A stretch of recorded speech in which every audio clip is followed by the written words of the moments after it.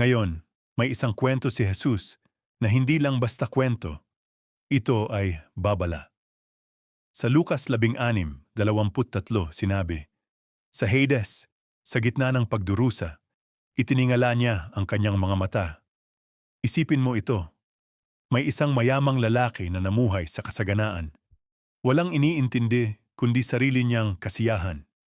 Sa kabilang banda, may isang pulubi na si Lazaro. Hirap, sugatan, at umaasa lang sa awa.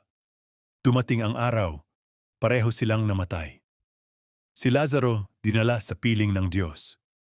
Pero ang mayaman, nagising sa lugar ng matinding pagdurusa.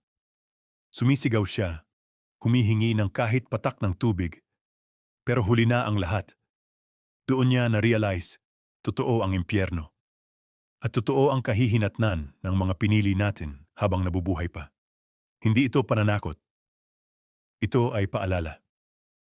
Habang may oras pa, piliin natin ang tama.